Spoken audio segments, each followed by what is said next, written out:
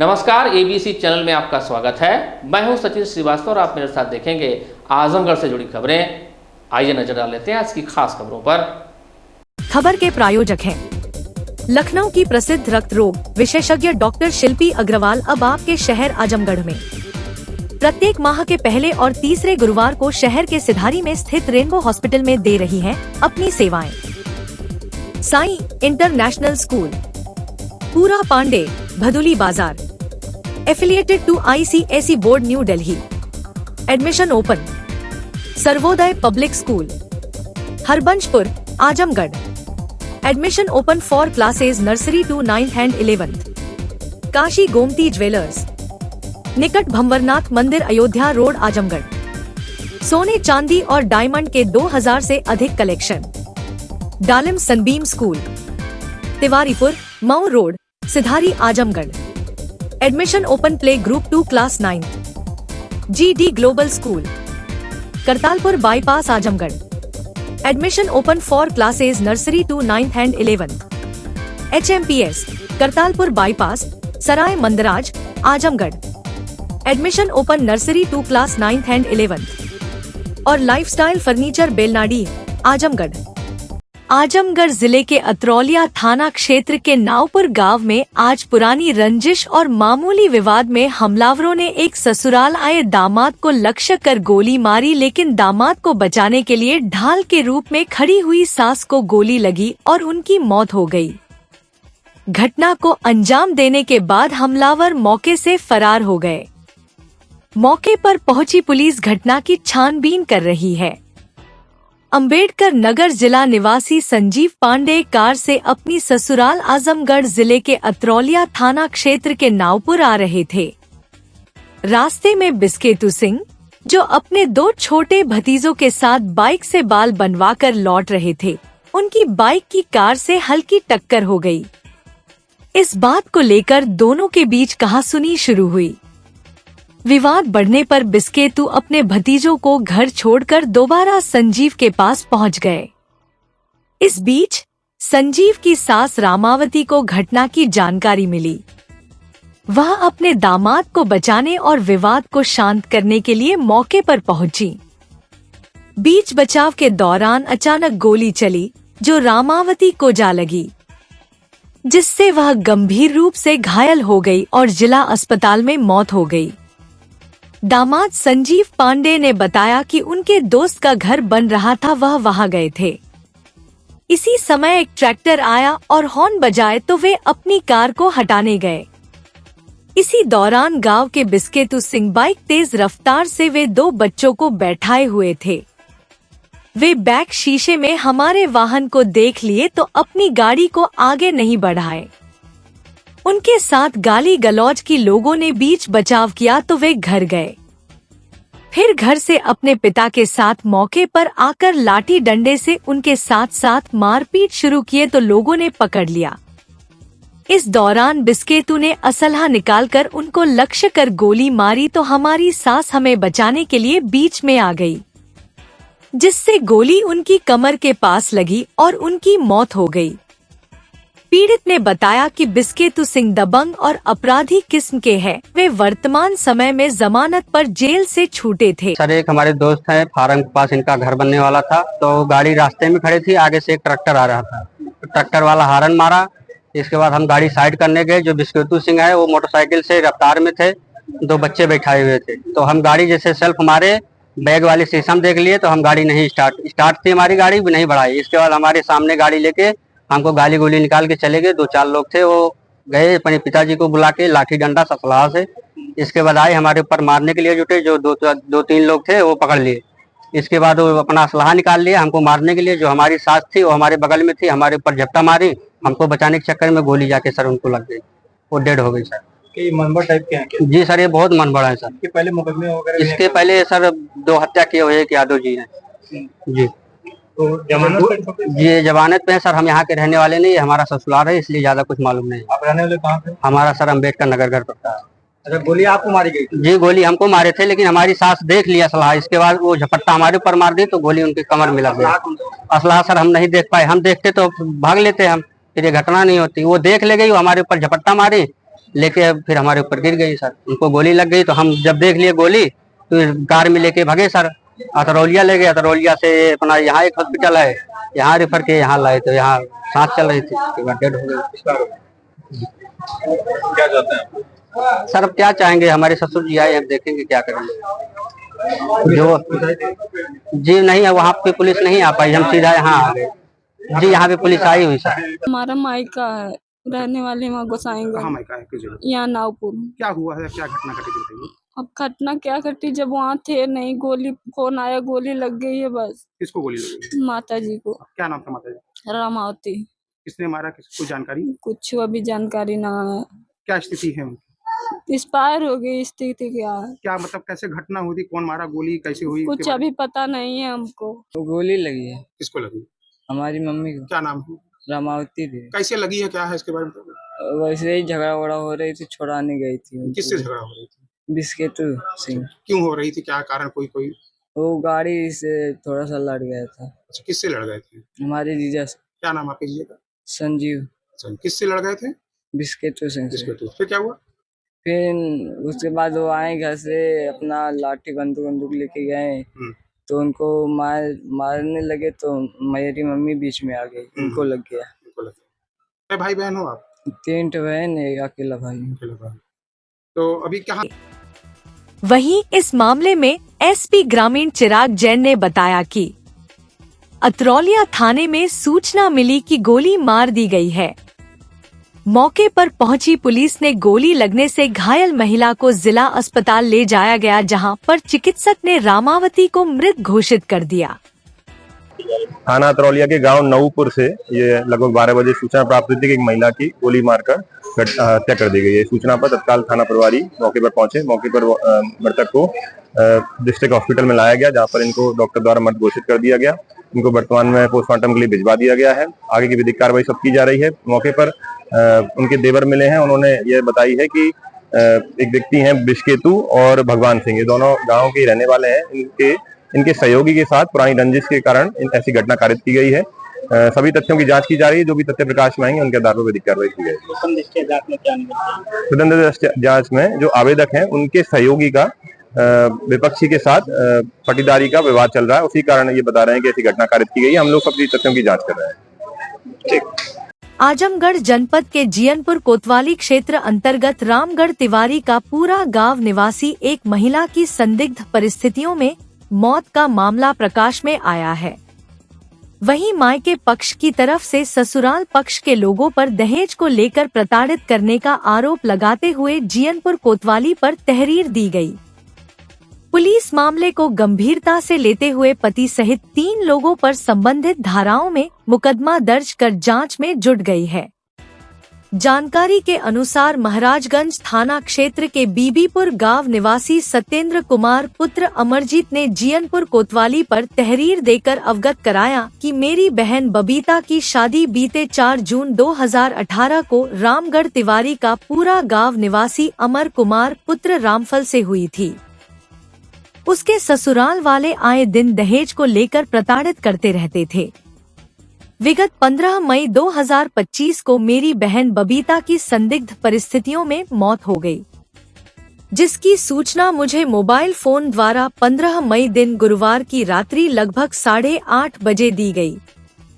मायके पक्ष की तहरीर पर पति अमर कुमार पुत्र रामफल, देवर कमल कुमार पुत्र रामफल और सास इंद्रावती के विरुद्ध संबंधित धाराओं में मुकदमा दर्ज कर पुलिस मामले की विवेचना में जुट गई है।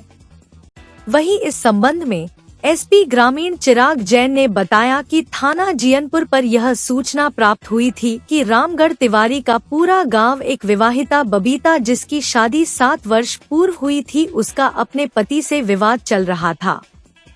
दहेज उत्पीड़न की काफी शिकायत थी और उसी में लड़की ने जहर खाकर आत्महत्या कर ली है। इस सूचना पर थाना प्रभारी तत्काल मौके पर पहुंचे और शव को कब्जे में लेकर पोस्टमार्टम के लिए भिजवा दिया। तहरीर के आधार पर मुकदमा पंजीकृत करके आरोपियों को हिरासत में ले लिया गया है। आगे की विधिक कार्रवाई प्रचलित है। जो भी तथ्य प्रकाश में आएंगे उस आधार पर कार्रवाई की जाएगी। थाना जीयनपुर पर यह सूचना प्राप्त हुई थी कि एक रामगढ़ तिवारी का पूरा गांव पड़ता है, उसमें एक लड़की बबीता है जिसकी लगभग 7 साल पहले शादी हुई थी। उसके पति से विवाद चल रहा था, दहेज उत्पीड़न की काफी शिकायतें थी और उसी में उस लड़की ने जहर खाकर आत्महत्या कर ली है। सूचना पर थाना प्रभारी तत्काल मौके पर पहुंचे। मौके पर बॉडी को पोस्टमार्टम के लिए भिजवा दिया गया है। तहरीर के आधार पर मुकदमा पंजीकृत कर लिया गया है। आरोपियों को हिरासत में लिया जा चुका है। आगे की विधिक कार्रवाई प्रचलित है। जो भी तथ्य आगे प्रकाश में आएंगे साक्ष्यों के आधार पर विधिक कार्रवाई की जाएगी। महाराजा सुहेलदेव विश्वविद्यालय के कुलपति प्रोफेसर संजीव कुमार ने शुक्रवार को शिवली नेशनल कॉलेज में आयोजित प्रेस वार्ता के दौरान छात्र छात्राओं को अनमोल तोहफा देते हुए यह अवगत कराया कि विश्वविद्यालय परिसर में अब स्नातक कला, स्नातक विज्ञान वर्ग, स्नातक वाणिज्य विभाग, BBA सहित अन्य कई टेक्निकल विभागों को नए सत्र से संचालित कर दिया जाएगा। समस्त प्रवेश प्रक्रिया केंद्र सरकार के समर्थ पोर्टल के माध्यम से की जाएगी। कुलपति प्रोफेसर संजीव कुमार ने अवगत कराया कि विश्वविद्यालय में प्रवेश हेतु प्रक्रिया पंजीकरण के उपरांत यदि कोई अभ्यर्थी महाराजा सुहेलदेव यूनिवर्सिटी आजमगढ़ परिसर में प्रवेश लेना चाहता है तो उसे पंजीकरण के उपरांत ऑनलाइन एडमिशन फॉर्म भरना होगा। सर्वप्रथम ऑप्शन 1 में यूनिवर्सिटी कैंपस को क्लिक करना होगा और उसके उपरांत अगली प्रक्रिया क्रमवार पूर्ण करना होगा। महाराजा सुहेलदेव विश्वविद्यालय आजमगढ़ की प्रवेश संबंधित आधिकारिक वेबसाइट पर इसका सारा डिटेल उपलब्ध है।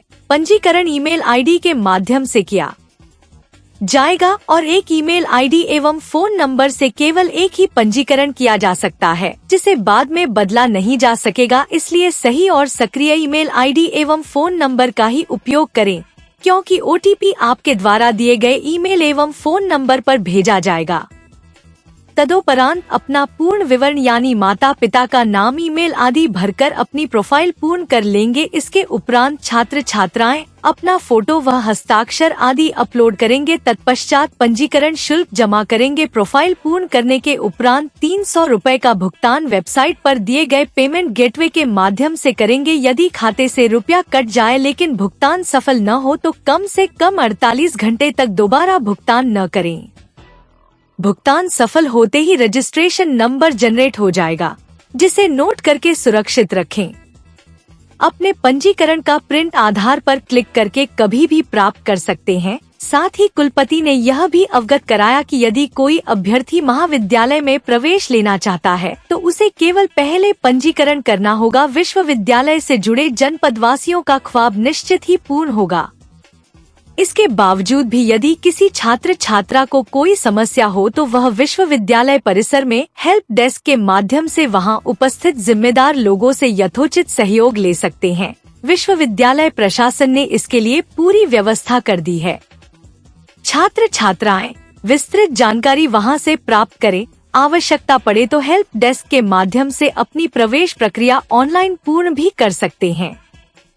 प्रेस वार्ता के दौरान कुलसचिव महोदय की गरिमामयी उपस्थिति रही। कुलपति की अगवानी महाविद्यालय के वरिष्ठ प्राध्यापक प्रोफेसर खालिद, महाविद्यालय के मुख्य अनुशासन अधिकारी डॉक्टर जुबेर, डॉक्टर जिमी आदि ने किया। Admission coordinator doctor Siyaram Shukla, nodal अधिकारी डॉक्टर दिलीप कुमार वर्मा, कुलपति के सहायक विपिन शर्मा, धर्मेंद्र, मुलायम यादव के साथ साथ मीडिया प्रभारी डॉक्टर प्रवेश कुमार सिंह उपस्थित रहे। कार्यक्रम का संचालन महाविद्यालय के वरिष्ठ प्राध्यापक मोहम्मद खालिद ने किया। मैं आप सभी को विश्वविद्यालय के 2025-26 सत्र में जो प्रवेश प्रक्रिया आरंभ होने जा रही है उसको लेकर के कुछ सूचनाएं आपके साथ साझा करना चाहता हूं। प्रिय छात्र छात्राओं, विश्वविद्यालय द्वारा सत्र 2025-26 की प्रवेश की प्रक्रिया आरंभ की जा चुकी है।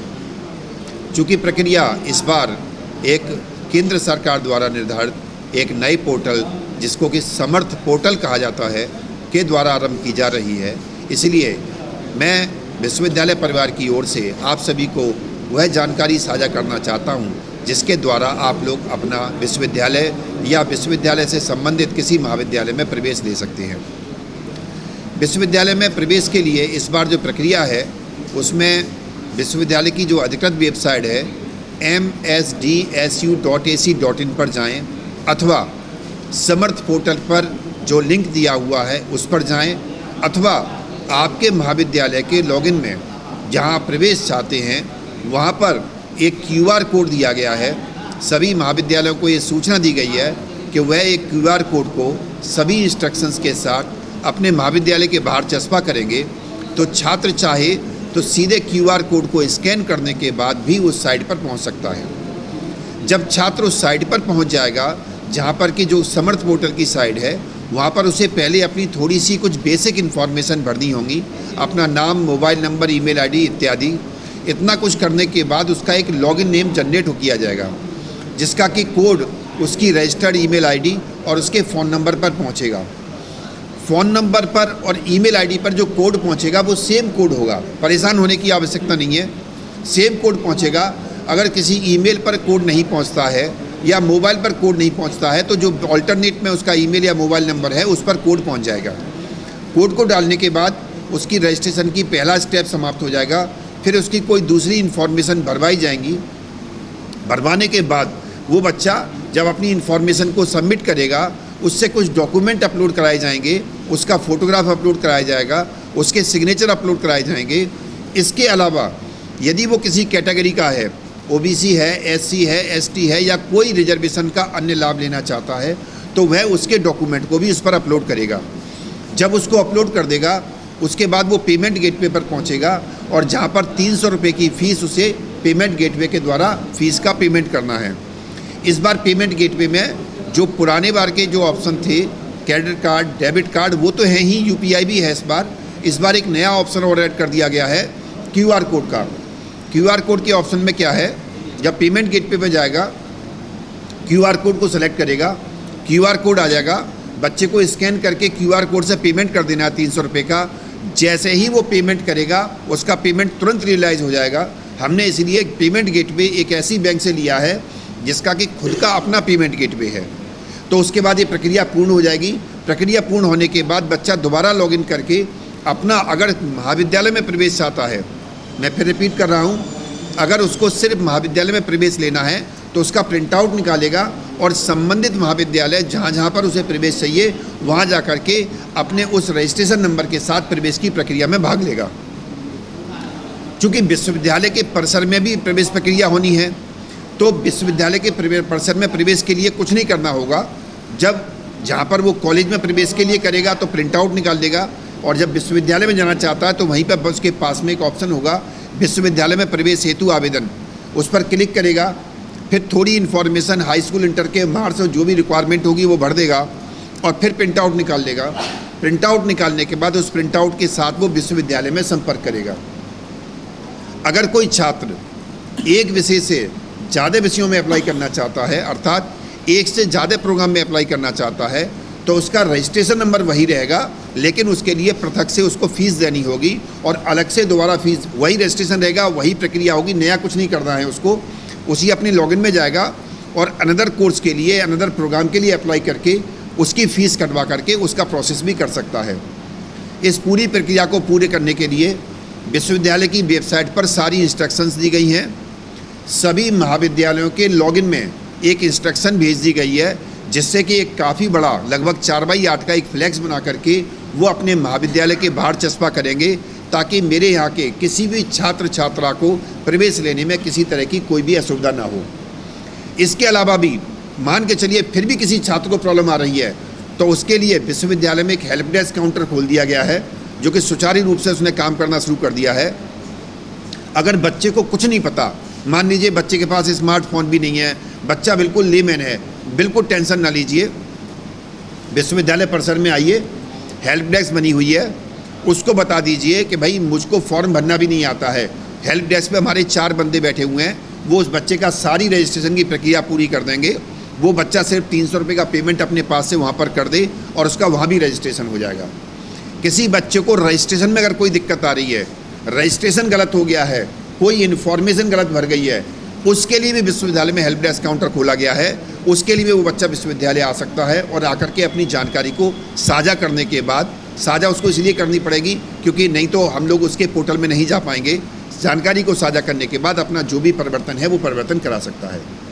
बहुत ही सिंपल सी प्रवेश प्रक्रिया रखी गई है। अब तक जो प्रवेश प्रक्रिया थी वो भी ऑनलाइन थी, ये भी ऑनलाइन है। वहाँ भी जो इन्फॉर्मेशन मांगी गई थी यहाँ भी वही इन्फॉर्मेशन है, सिर्फ पोर्टल बदला है और थोड़ा सा प्रोसेस बदला है, इसके अलावा कुछ नहीं बदला है। इस बार कई नए पाठ्यक्रम हमारे आजमगढ़ मऊ इस एरिया के छात्रों के लिए खोले गए हैं, जिसमें प्रमुखता से BCA पाठ्यक्रम है। विश्वविद्यालय में BBA पाठ्यक्रम चलता था लेकिन BCA पाठ्यक्रम नहीं था, तो इस बार से BCA पाठ्यक्रम आरंभ किया गया है। 3 विषयों में बैचलर ऑफ इंजीनियरिंग आरंभ की गई है। आजमगढ़ शहर में पूरे में कहीं इंजीनियरिंग कॉलेज नहीं था। डिस्ट्रिक्ट में एक इंजीनियरिंग कॉलेज है, काफ़ी डिस्टेंस में जाकर के था, तो यहाँ के बच्चों की सुविधाओं को देखते हुए हमने इंजीनियरिंग पाठ्यक्रम शुरू किया है। पहला इंजीनियरिंग पाठ्यक्रम कंप्यूटर साइंस में है, दूसरा इंजीनियरिंग पाठ्यक्रम AI एंड ML में है, artificial intelligence and machine learning में है, और तीसरा computer science and data science को लेकर के है। तो इस बार हमने कई सारे परिवर्तन किए हैं। 5 विषयों में हमने PG डिप्लोमा खोला है। 1 साल का PG डिप्लोमा है, वो इस तरह से खोला है ताकि बच्चों का प्लेसमेंट आसानी से हो सके।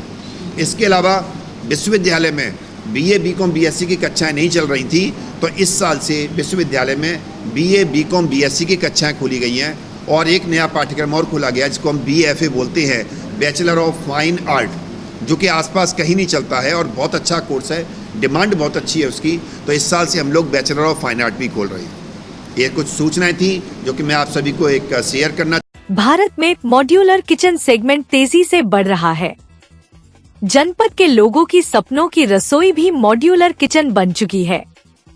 उनका यह सपना अब साकार होगा। जी हां, नगर के सदावर्ती मोहल्ले में शुक्रवार को प्रेस्टीज कंपनी के अल्ट्रा फ्रेश मॉड्यूलर किचन के शोरूम का उद्घाटन हो चुका है। प्रोप्राइटर प्रत्युष डालमिया की मां मंजू लता देवी ने फीता काटकर इसका शुभारंभ किया।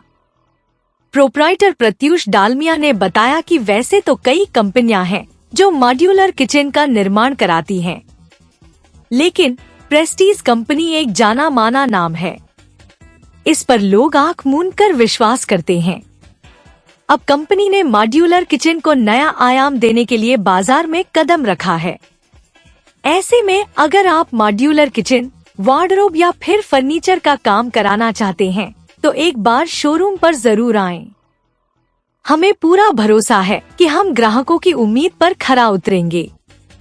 कंपनी से आए BDM दीपक कुमार मिश्रा और एरिया मैनेजर सूरज चौरसिया ने बताया कि बदलती उपभोक्ता जरूरतों और प्राथमिकताओं को ध्यान में रखते हुए अल्ट्रा फ्रेश एक्रेलिक और लेमिनेट फिनिश में मॉड्यूलर किचन उत्पादों की एक विस्तृत श्रृंखला पेश करता है। यह ग्राहकों को असंख्य विकल्पों में से अपने सपनों की रसोई प्रदान करेगा। इन मॉड्यूलर किचन में back painted glass, classic Victorian, mild steel kitchen और एक्रेलिक और लैमिनेट जैसे विभिन्न फिनिश हैं। स्टील स्टोरेज अत्यधिक टिकाऊ, दीमक, जंग, पानी, नमी, अग्निरोधक और एंटी बैक्टीरियल हैं, जो सर्वोत्तम गुणवत्ता वाले गैल्वनाइज्ड या स्टेनलेस स्टील से बने हैं। अल्ट्रा फ्रेश द्वारा पेश किए गए मॉड्यूलर किचन समाधानों की एक खासियत यह है कि सभी मॉड्यूलर कैबिनेट्स बिल्कुल स्क्रूलेस हैं, जो उन्हें सौंदर्य की दृष्टि से आकर्षक बनाता है।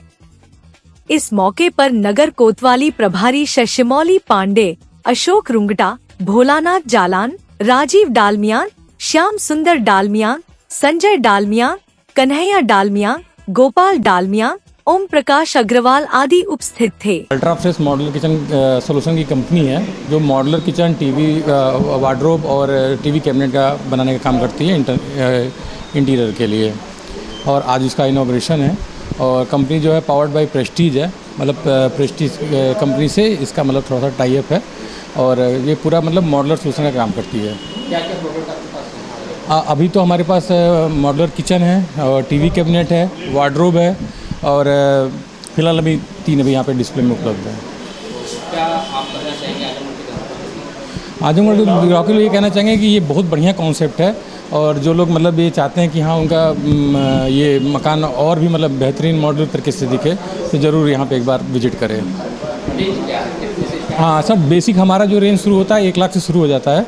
1 से 1.5 लाख से बेसिक किचन का रेंज शुरू हो जाता है, और वो डिपेंड करता है साइज़ पे और मटेरियल पे कि आप कौन सा साइज़ और मटेरियल ले रहे हैं।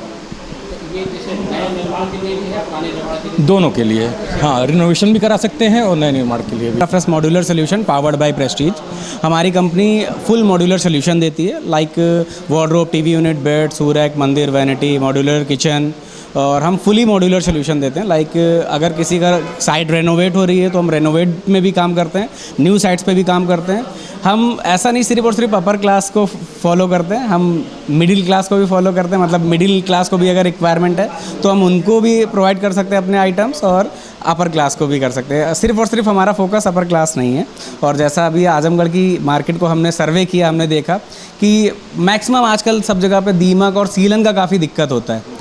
तो हमारा जो प्राइम प्रोडक्ट है, हमारा एक प्रोडक्ट है इस पे बैक प्रिंट हमारा जिसका जो प्राइम प्रोडक्ट है वो है गैल्वनाइज्ड स्टील, जो कि मतलब वुड पे तो आपको मार्केट में बहुत सारे किचन्स मिल जाते हैं, बहुत सारे आइटम्स मिल जाते हैं, वुड पे काम करने वाले आपको बहुत सारे कारीगर मिल जाते हैं, कारपेंटर भी आप करा सकते हैं। लेकिन गैल्वनाइज्ड स्टील हमारा एक प्रोडक्ट है जो कि आपको स्पेसिफिक हम प्रोवाइड करते हैं, और ये हमारा खुद का इन हाउस प्रोडक्शन रहता है। सारा कुछ जितना भी आप यहाँ पे मटेरियल देख रहे हैं, ये हमारा सारा खुद का इन हाउस प्रोडक्शन है। वो चाहे हार्डवेयर एसेसरीज हो, चाहे बास्केट्स वगैरह हो, कुछ भी हो।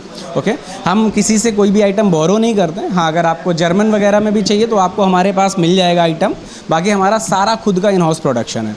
और जैसा कि आपकी कुछ क्वेरीज थी कि लाइक हम क्या क्या आइटम बनाते हैं, तो अभी हमने रिसेंटली ऐड किए हुए हैं, बेड वगैरह भी हम बनाते हैं।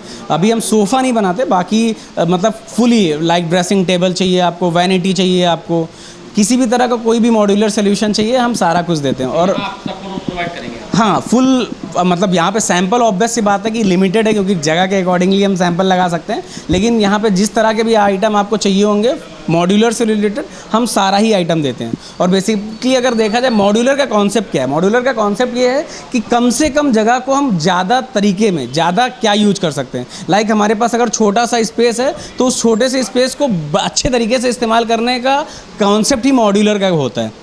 मॉड्यूलर का मतलब होता है कि हम एक अगर छोटा सा स्पेस हमारे पास है तो छोटे से स्पेस पे अगर आप नॉर्मल किचन बनाते हैं तो उसमें आपको देख रहे हैं कि आप सामान फैला रहता है, लेकिन मॉड्यूलर में वही सब एक संग्रहित हो जाता है, मतलब एक कंप्लीट सेटअप। तो देखिए अगर बात करें मिनिमम की तो हमारा जो रेंज स्टार्ट हो जाता है वो 1 से 1.5 लाख से स्टार्टिंग रेंज है हमारी, लेकिन मैक्सिमम की ऐसी कोई लिमिट नहीं है। क्योंकि देखा जाए तो अगर एक स्टैंडर्ड साइज अगर बात करें 8 फीट के अगर किचन की हम बात करते हैं तो हम 1.5 लाख से 2 लाख में भी दे देते हैं, लेकिन वो 20-25 लाख में भी आप बनवा सकते हैं। क्योंकि मैंने जैसा बताया कि इसमें नंबर ऑफ वेराइटीज़ हमारे पास बहुत अवेलेबल है। अगर हम बात करें हमारे पास फिनिशेस की, अगर हम बात करें हमारे पास लैमिनेट फिनिश है, हमारे पास पाउडर कोटिंग फिनिश है, हमारे पास PU फिनिश है, PU क्लासिक, विक्टोरियन, और हमारे पास बैक प्रिंटेड ग्लास है, हमारे पास MS में भी है मटेरियल, हमारे पास BWP भी है, हमारे पास SDHMR भी है। तो हमारे पास मटेरियल की वैरायटीज़ बहुत। शुक्रवार को डिस्ट्रिक्ट बास्केटबॉल एसोसिएशन आजमगढ़ की बैठक कुर्मी टोला स्थित कैंप कार्यालय पर आहूत की गई, जिसमें बास्केटबॉल के विकास एवं लोकप्रियता को बढ़ावा देने के लिए जिला इकाई का पुनर्गठन किया गया, जिसके अंतर्गत संघ की सर्वसम्मति से सचिव पद पर राहुल यादव, अध्यक्ष पद पर विशाल श्रीवास्तव, उपाध्यक्ष भोला त्रिपाठी व मनीष गुप्ता, अनवर अली, सह सचिव पद पर आलोक सिंह व सूरज चौहान, कोषाध्यक्ष लक्ष्मण प्रसाद, टेक्निकल एडवाइजर अरुण पांडे, नीना, संरक्षक की भूमिका में बलवंत यादव एवं अभिषेक जायसवाल दीनू नियुक्त किए गए। कार्यक्रम की अध्यक्षता संस्था के संरक्षक अभिषेक जायसवाल दीनू ने किया। इस दौरान उन्होंने कहा कि डिस्ट्रिक्ट बास्केटबॉल एसोसिएशन आजमगढ़ अपने नए सदस्यों का स्वागत करता है। संघ को विश्वास है कि इन नवनिर्वाचित सदस्यों के योगदान से आजमगढ़ में बास्केटबॉल खेल को नई ऊंचाइयां मिलेगी, जिससे जिले व अपने प्रदेश का नाम रोशन होगा। हम सभी नए सदस्यों का हार्दिक स्वागत करते हैं और उनके उज्जवल कार्यकाल की कामना करते हैं। इस दौरान अध्यक्ष विशाल श्रीवास्तव ने कहा कि डिस्ट्रिक्ट बास्केटबॉल एसोसिएशन का पुनर्गठन करके नए पदाधिकारियों का स्वागत किया गया। उन्होंने कहा कि आजमगढ़ में बास्केटबॉल के खेल को बढ़ावा देने के लिए संघ का गठन किया गया है। आगामी 19 और 20 मई को स्टेडियम में डिस्ट्रिक्ट बास्केटबॉल एसोसिएशन के तत्वाधान में एक टूर्नामेंट का आयोजन किया गया है। आज बास्केटबॉल के पुनर्गठन का आयोजन पे यहाँ पे एक कार्यक्रम रखा गया था, जिसमें हमारे सारे जो पहले के नाम थे वो सारे लोग यहाँ मौजूद थे और पुनर्गठन करके एक नए होनहार सचिव का आज वो स्वागत किया गया है, राहुल यादव जी का। क्या उद्देश्य है? उद्देश्य ये है बास्केटबॉल को आगे बढ़ाने के लिए। बास्केटबॉल यहाँ बहुत निचले स्तर पे था, उसको आगे बढ़ाने की कोशिश करने के लिए नए संगठन का आज वो किया गया है। आगे भी कुछ आयोजन हो रहा है और आगे 19-20 को एक छोटा सा टूर्नामेंट के रूप में हमारे बास्केटबॉल एसोसिएशन की तरफ से 2 दिन का मैच है स्टेडियम में। पति और देवर को झूठे मुकदमे में फंसाए जाने का आरोप लगाते हुए पीड़ित महिला ने शुक्रवार के दिन वरिष्ठ पुलिस अधीक्षक को प्रार्थना पत्र देकर न्याय की गुहार लगाई। शहर कोतवाली के मोहल्ला खत्री टोला सब्जी मंडी निवासिनी अंतिमा मोदनवाल पत्नी रवि गुप्ता ने एसएसपी को दिए गए प्रार्थना पत्र में बताया कि 30 मार्च की शाम 5 बजे अमन सिंह पुत्र अवनीश सिंह निवासी हीरा पट्टी थाना कोतवाली जनपद आजमगढ़ का मंजीत सिंह व हर्षित मल्होत्रा से पैसे के लेन देन को लेकर चौक स्थित ज्ञान प्रकाश श्रीवास्तव के कपड़े की दुकान पर बातचीत हो रही थी। बातचीत होते होते गाली गलौज हुआ, हाथापाई होने लगी, जिससे मौके पर काफी लोग इकट्ठा हो गए और बीच बचाव किया। कुछ लोग मोबाइल से वीडियो भी बना लिए। वीडियो बनाने में मेरा देवर विकास भी था। अमन सिंह द्वारा उक्त घटना का मुकदमा थाना कोतवाली में 3 व्यक्तियों को नामजद व 10-12 अज्ञात के विरुद्ध दर्ज करा दिया गया। बाद में दौरान विवेचना वीडियो बनाने से नाराज होकर अमन सिंह द्वारा मेरे पति व देवर का नाम भी प्रकाश में लाया जा रहा है, जबकि मेरे पति घटनास्थल पर मौजूद भी नहीं थे और मेरे देवर द्वारा केवल वीडियो बनाया गया है। मारपीट, गाली गलौज व जान माल की धमकी देना सरासर झूठा व बनावटी है, जिसका साक्ष्य मेरे देवर विकास गुप्ता के मोबाइल में मौजूद है। बावजूद इसके मेरे पति व देवर को परेशान करने की नियत से अमन सिंह द्वारा पुलिस को प्रभाव में लेकर दूषित विवेचना के आधार पर प्रार्थिनी के परिवार को हत्या के प्रयास जैसे मुकदमे में झूठा फंसाया जा रहा है। पीड़िता अंतिमा मोदनवाल ने एसएसपी को प्रार्थना पत्र देकर मुकदमे में निष्पक्ष विवेचना हेतु प्रभारी निरीक्षक थाना कोतवाली को आदेशित करने की मांग की, जिससे कि पति और देवर के साथ न्याय हो सके। क्या मामला है? मामला जैसे मंजीत और अमन सिंह से जमीन विवाद को लेकर दोनों लोग से झगड़ा हुआ। झगड़ा हो रहा था तो मौके पे हमारे देवर विकास गुप्ता न्यूज से हैं तो न्यूज कवर करने लगे अपना मोबाइल निकाल के।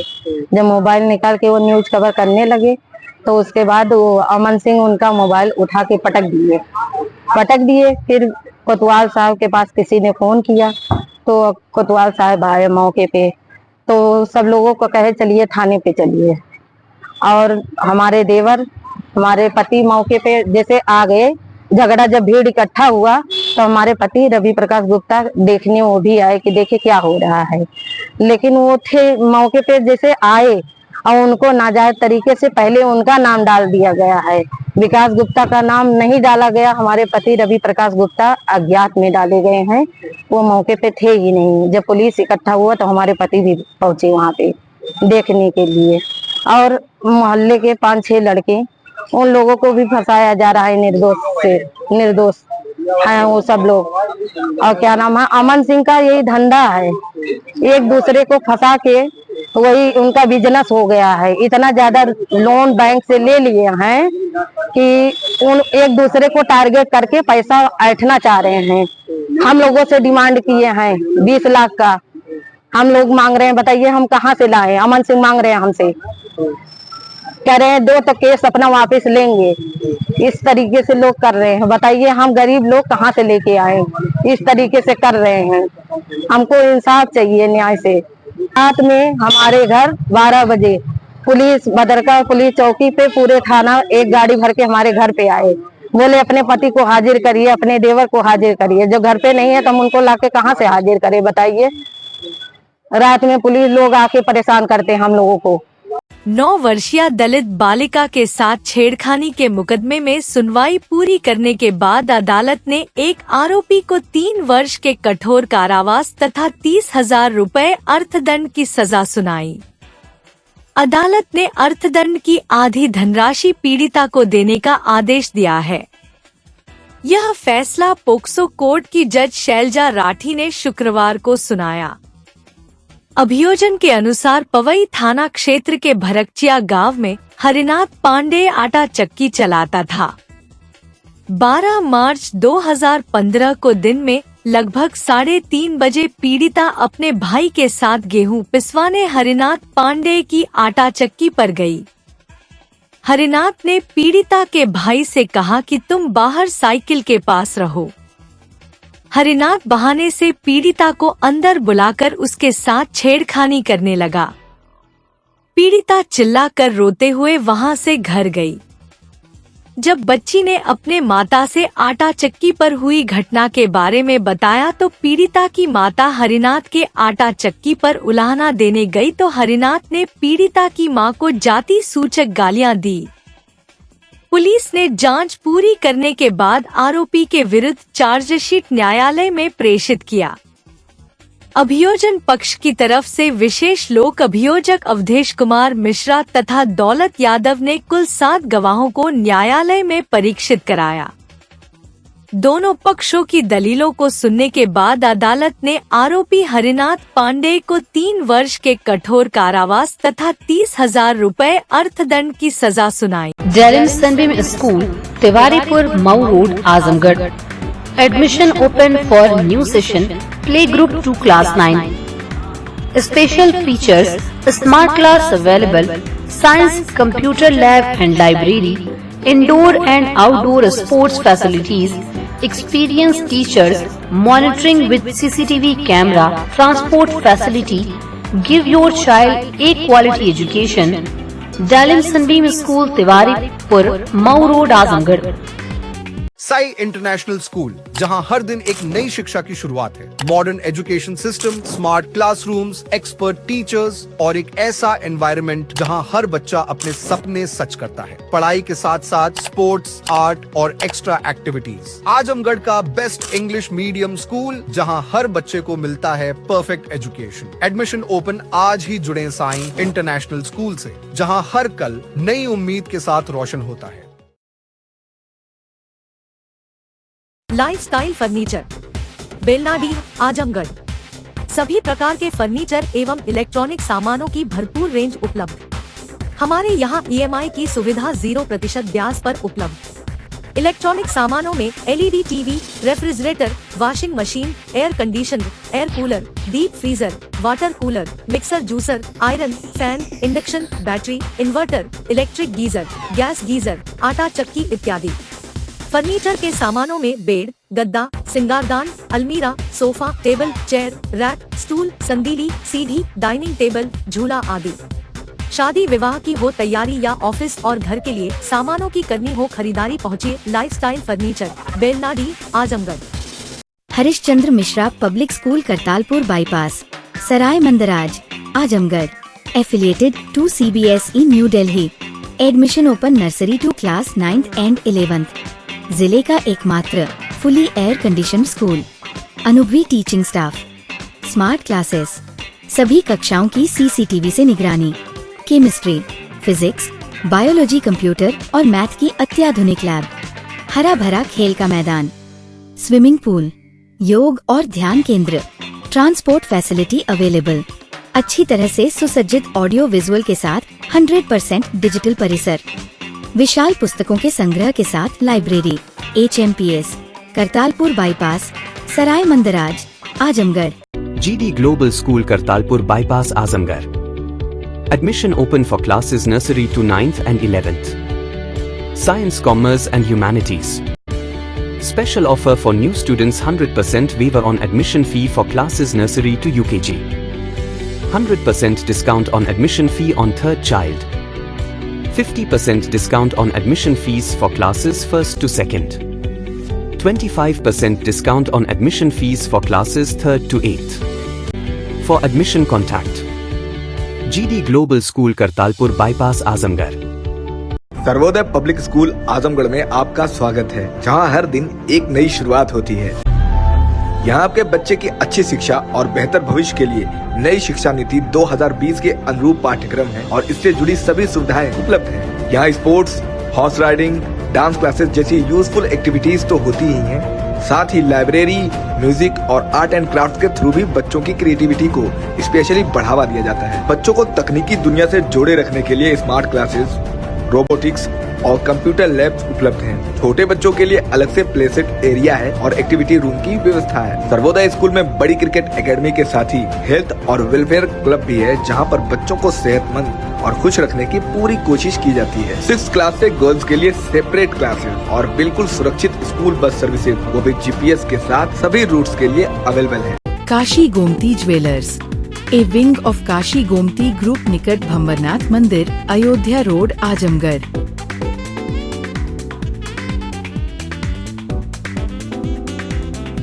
गोल्ड, डायमंड और सिल्वर की ज्वेलरी का विशाल संग्रह।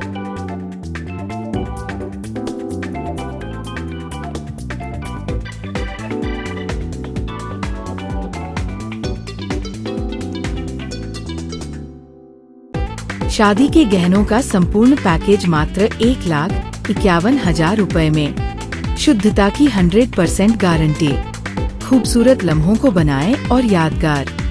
पहुँचे काशी गोमती ज्वेलर्स, निकट भंवरनाथ मंदिर, अयोध्या रोड, आजमगढ़।